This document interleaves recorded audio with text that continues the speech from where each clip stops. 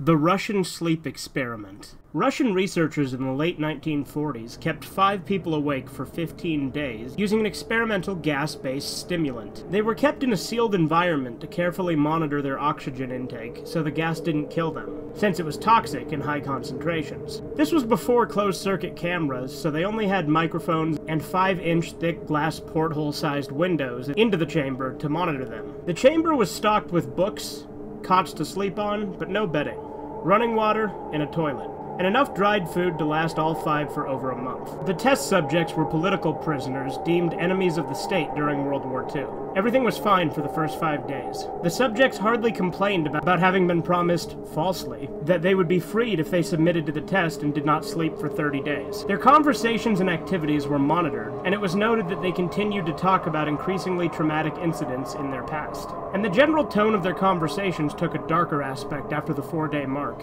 After another 5 days, they started to complain about the circumstances and events that led them to where they were and started to demonstrate severe paranoia. They stopped talking to each other and began alternatively whispering into the microphones and one-way mirrored portholes. Oddly, they all seemed to think they could win the trust of the experimenters by turning over their comrades, the other subjects within captivity with them. At first, the researchers suspected this was an effect of the gas itself. After 9 days, the first of them started screaming. He ran the length of the chamber, repeatedly yelling at the top of his lungs for 3 hours straight. He continued attempting to scream, but he was only able to produce occasional squeaks. The researchers postulated that he had physically torn his vocal cords. The most surprising thing about this behavior is how the other captives reacted to it.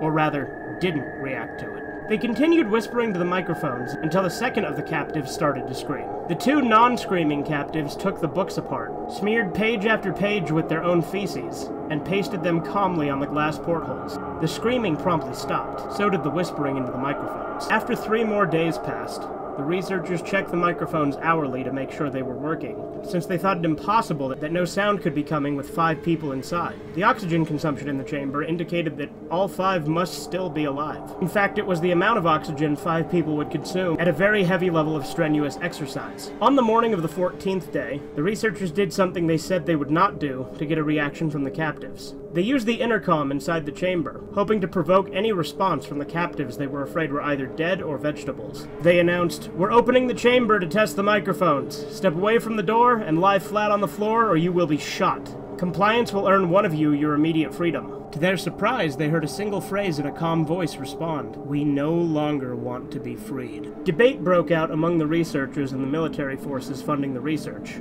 Unable to provoke any more responses using the intercom, it was decided to open the chamber at midnight on the 15th day. The chamber was flushed of the stimulant gas and filled with fresh air, and immediately the voices from the microphones began to object. 3 different voices began begging, as if pleading for the life of their loved ones, to turn the gas back on. The chamber was opened, and soldiers were sent in to retrieve the test subjects. They began to scream louder than ever, and so did the soldiers when they saw what was inside. 4 of the 5 subjects were still alive, although no one could rightly call the state that any of them were in life. The food rations past day 5 had not so much as been touched. There were chunks of meat from the dead test subjects' thighs and chests stuffed into the drain in the center of the chamber, blocking the drain and allowing 4 inches of water to accumulate on the floor. Precisely how much of the water was on the floor was actually blood was never determined. All 4 quote-unquote surviving test subjects also had large portions of muscle and skin torn away from their bodies. The destruction of flesh and exposed bone on their fingertips indicated that the wounds were inflicted by hand, not teeth, as the researchers initially thought. Closer examination of the position and angles of the wounds indicated that most, if not all of them, were self-inflicted. The abdominal organs below the ribcage of all 4 test subjects had been removed, while the heart, lungs, and diaphragm remained in place. The skin and most of the muscles attached to the ribs had been ripped off,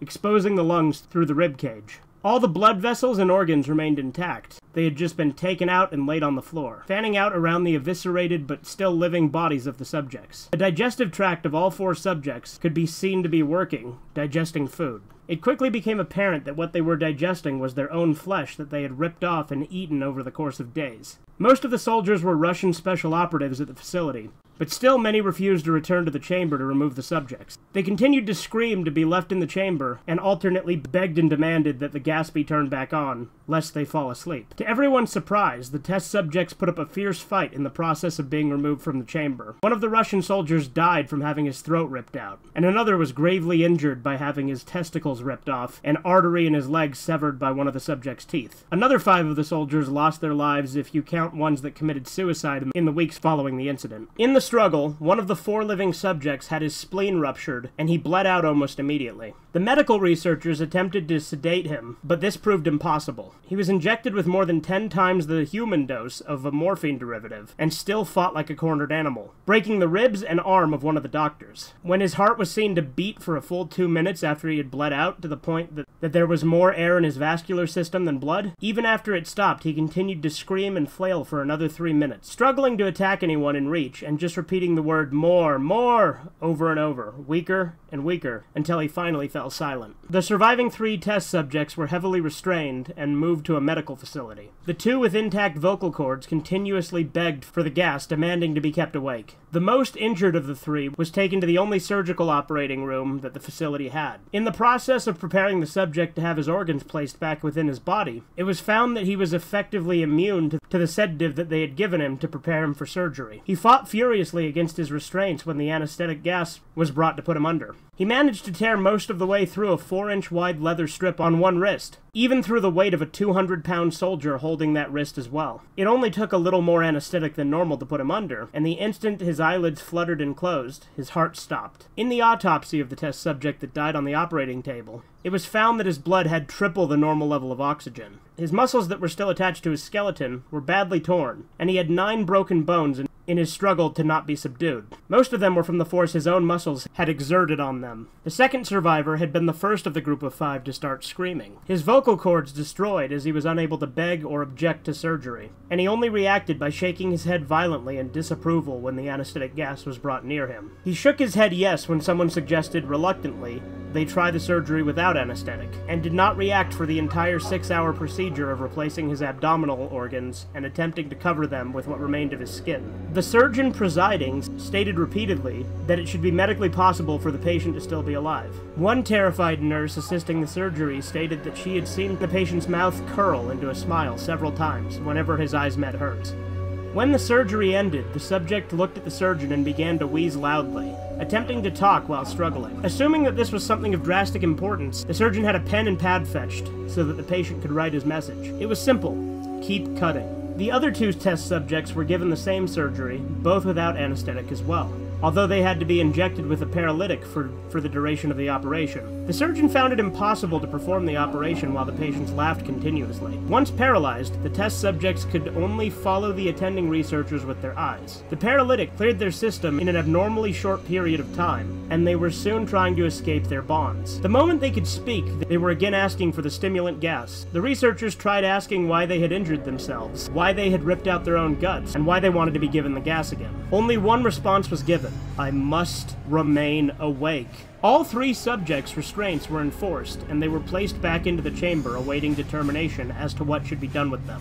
The researchers, facing the wrath of their military benefactors for having failed the stated goals of their project, considered euthanizing the surviving subjects. The commanding officer, an ex-KGB, instead saw potential, and wanted to see what would happen if they were put back on the gas. The researchers strongly objected, but were overruled. In preparation for being sealed in the chamber again, the subjects were connected to an EEG monitor and had their restraints padded for long-term confinement. To everyone's surprise, all 3 stopped struggling the moment it was let slip that they were going back on the gas. It was obvious at this point that all 3 were putting up a great struggle to stay awake. One of the subjects that could speak was humming loudly and continuously.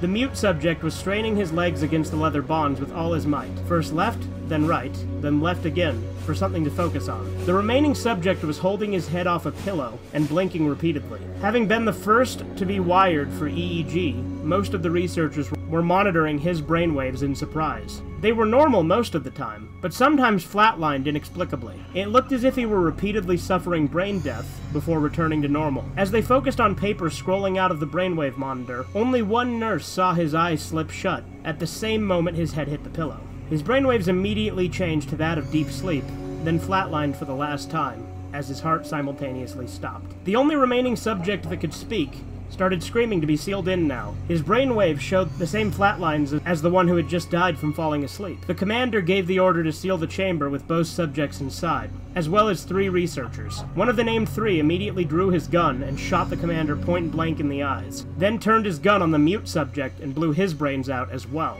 He pointed his gun at the remaining subject, still restrained to a bed, as the remaining members of the medical and research teams fled the room. "I won't be locked in here with these things! Not with you!" he screamed at the man strapped on the table. "What are you?" he demanded. "I must know." The subject smiled. "Have you forgotten so easily?"